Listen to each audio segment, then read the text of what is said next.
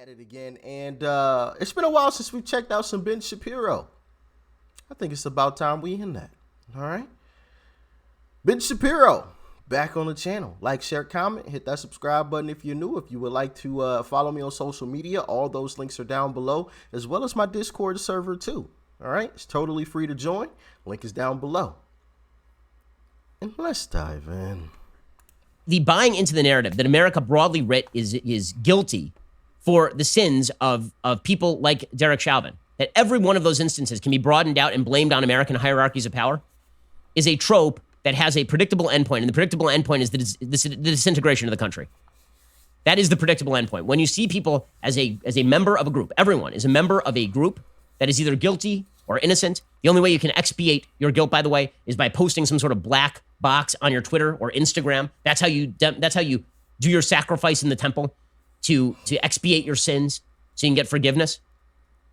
This is not the way that a country comes together.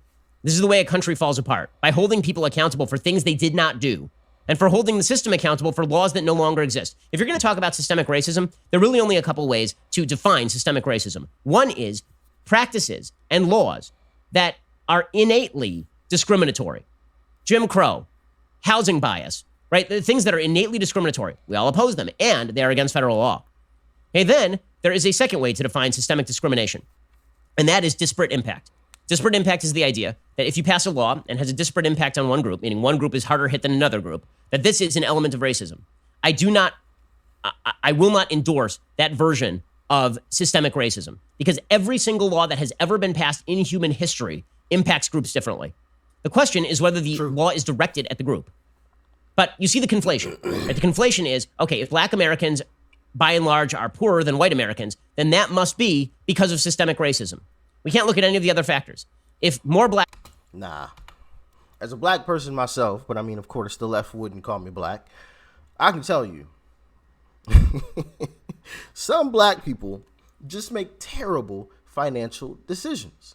I mean, I've spoken about the example of, you know, instead of saving the tax return money that some folks get, I've seen plenty of black people go buy the latest shoes or a new TV. You know, instead of saving or investing that money into stocks or into a business, pooling that money together, nah. Nope. I've never seen a group of black people. Now, I'm sure it has happened. I don't want to say it hasn't happened, but me personally, I have never seen a group of black folks pull their tax returns together to start a business. I've never seen or heard, and maybe it has happened and I just didn't realize it, take their tax return and invest it into stocks or into something that's going to give them a return on investment. Ever. I have seen them buy a pair of shoes, several pairs of shoes. I have seen them go buy a TV, big flat screen. Now, I'm not saying that's everybody. I'm just saying from my personal experience, from what I have personally seen, some black folks just make terrible decisions. Just like the guy who was driving a Maserati at a laundromat, washing his clothes.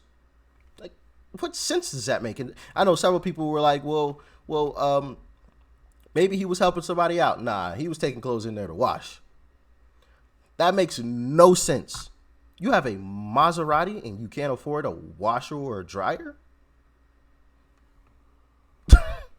Like, even if it's an older model Maserati, like, I mean, what, we're still talking 60, 70,000?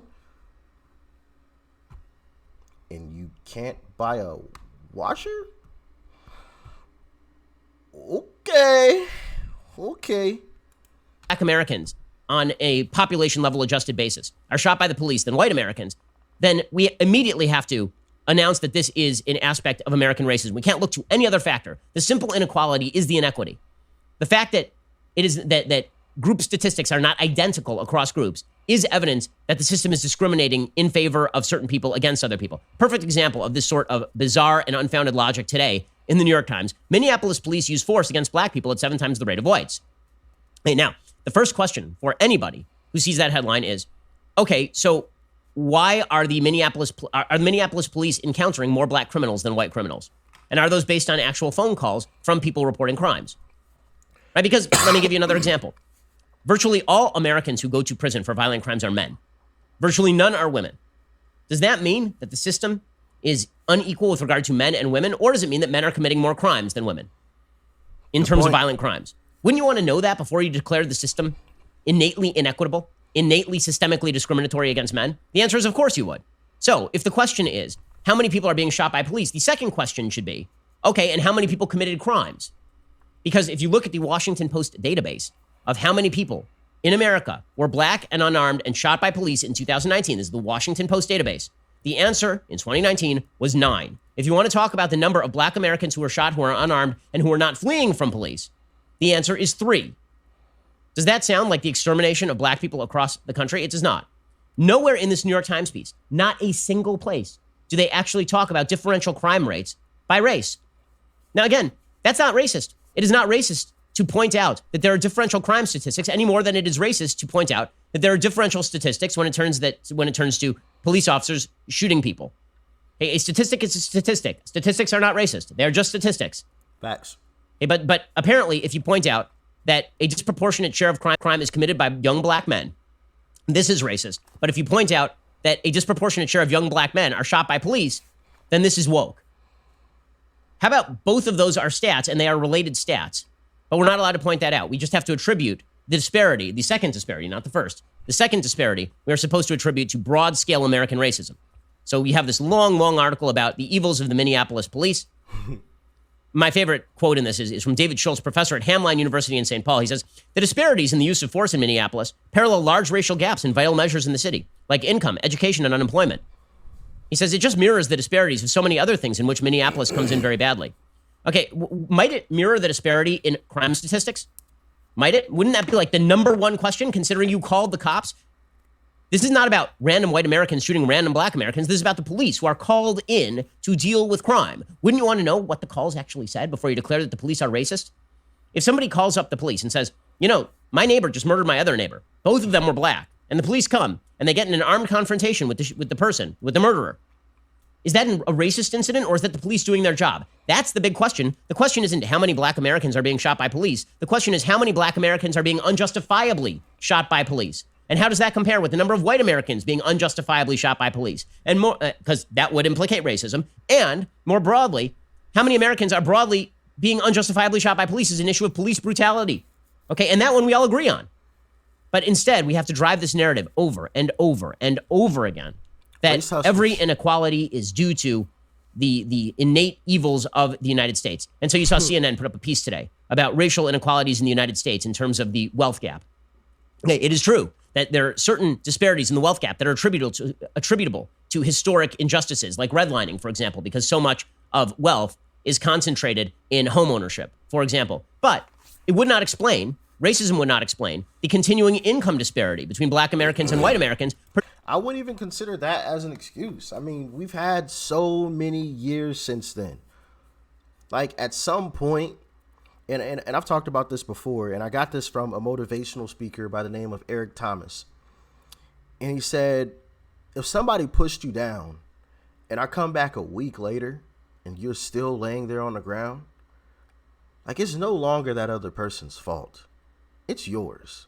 Like, was that other person wrong for pushing you down? Of course. But if you're still laying there a week later, that is now your fault that you are on the ground. Like, at a certain point, you got to get up and dust yourself off and keep on moving about life. But I feel like in today's society, people want to just continually lay on the ground and shout and scream.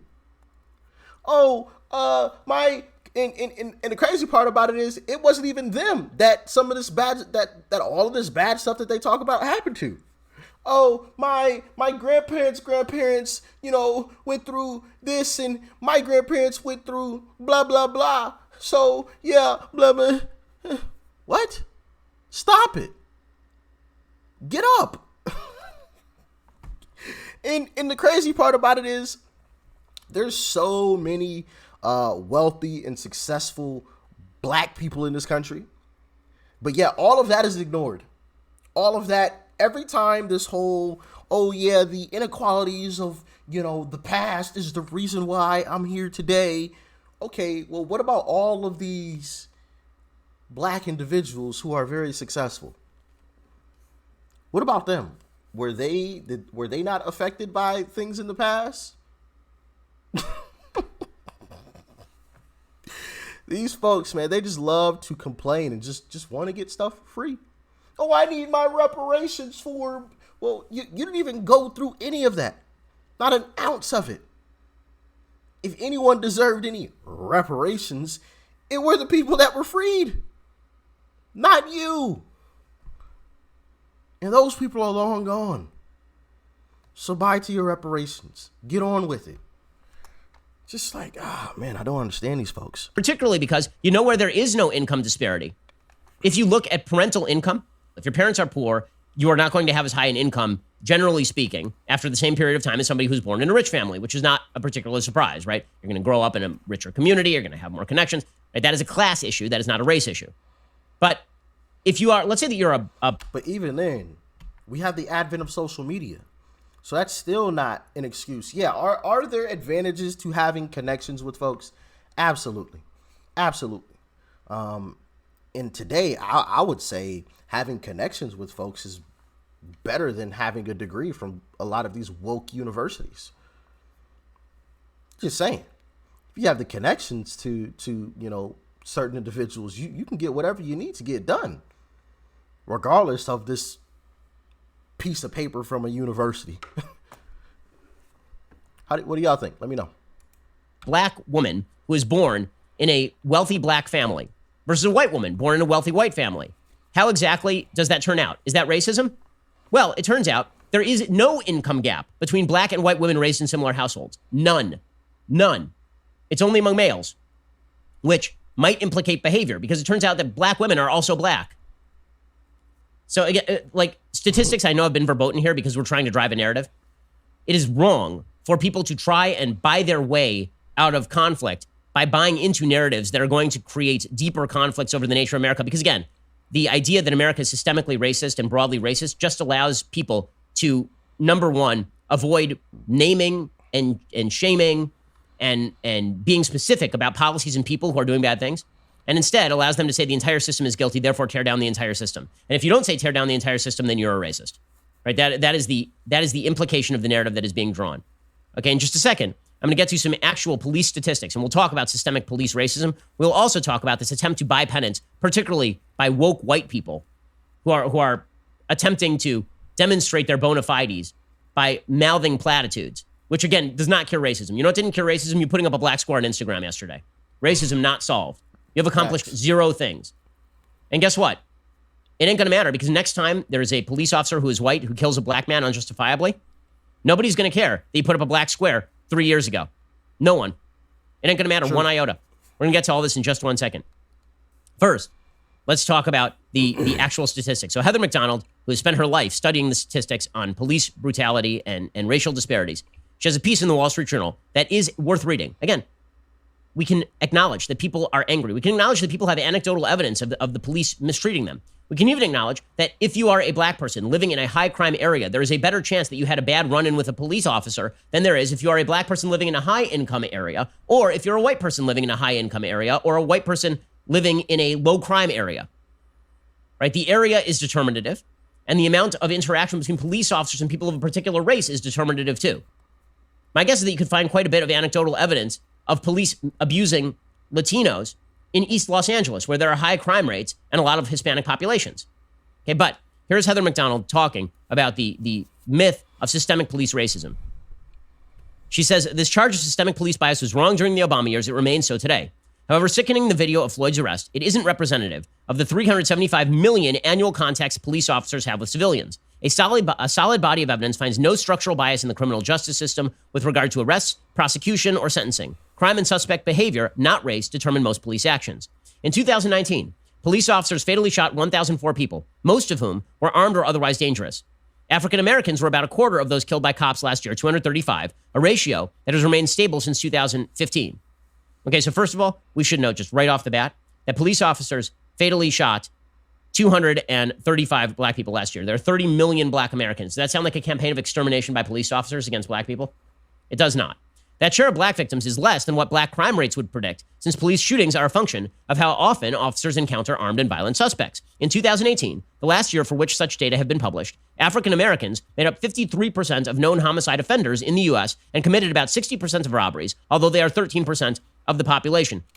Sheesh. 50 and 60%. Even though, hold on, say that again? The last year for which such data have been published, African Americans made up 53% of known homicide offenders in the U.S. and committed about 60% of robberies, although they are 13% of the population. 13% of the population, 50% of the homicides, 60% of the burglaries. And I would assume most of those are males. So out of that 13%, what, that's 6.5%? So basically, we'll bump that up to, what do y'all think? We'll say 9%. Nah, I wouldn't even say that high. I wouldn't go that high. 6.5% male. Let's go 7.5%. 7.5% of black folks are committing 50 and 60% numbers. That is insane. And people wonder why there are cops patrolling these type of areas. As Joe would say, the proof is in the eating. All right? I mean, I don't understand how people can get angry about cops patrolling high crime areas where these type of things happen. Like, that is their job, to protect and serve. Sheesh. In fact, if you actually want to break down that subset even further, you shouldn't really use 13% of the population as a substitute, because really you're talking about young black men. It is not black women who are committing homicide and robbery. Exactly. Right? It's a smaller percentage of the population even than that. The police fatally shot 9 unarmed blacks and 19 unarmed whites in 2019, according to the Washington Post. That is down from 38 and 32 in 2015. The Post defines unarmed broadly to include such cases as a suspect in Newark, New Jersey, who had a loaded handgun in his car during a police chase. That guy was still considered unarmed by the Post. In 2018, there were 7,400 black homicide victims. Assuming a comparable number of victims last year, those 9 unarmed black victims of police shootings represent 0.1% of all African Americans killed in 2019. By contrast, a police officer is 18.5 times more likely to be killed by a black male than an unarmed black male is likely to be killed by a police officer. On Memorial Day weekend in Chicago alone, 10 African Americans were killed in drive-by shootings. Such routine violence has continued. This past weekend, 10.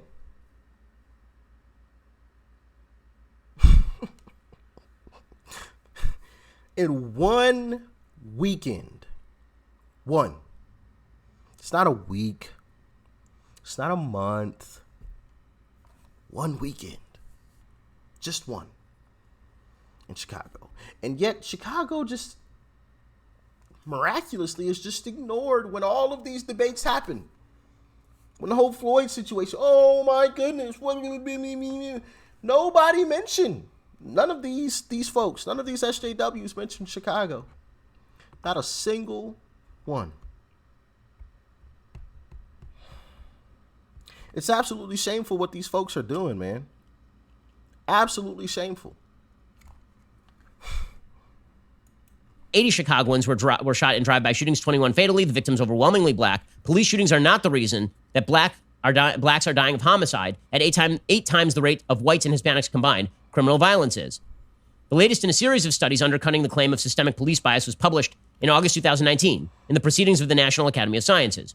The researchers found that the more frequently officers encounter violent suspects from any given racial group, the greater the chance that a member of that group will be fatally shot by the police officer.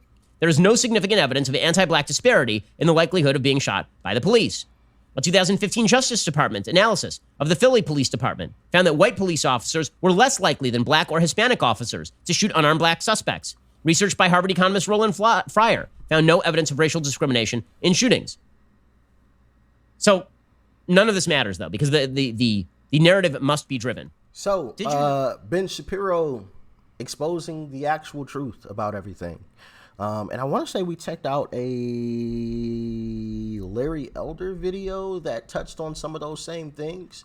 How police officers are actually a whole lot less likely to harm a black person simply because of everything that's going on. They don't want to be accused of being the R word, because they know, especially if they're white, hey, if I actually do this, everyone's going to accuse me of being an ist.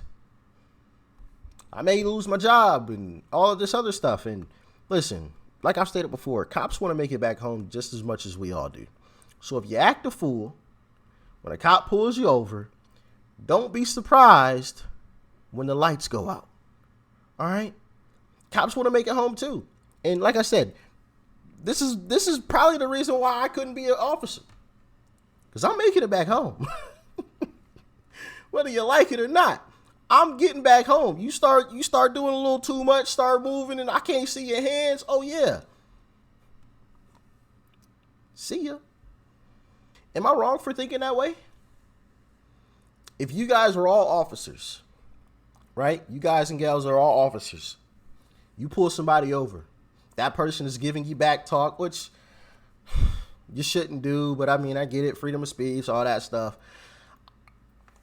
I think it's stupid. But anyway, regardless of that, person's giving you back talk, right?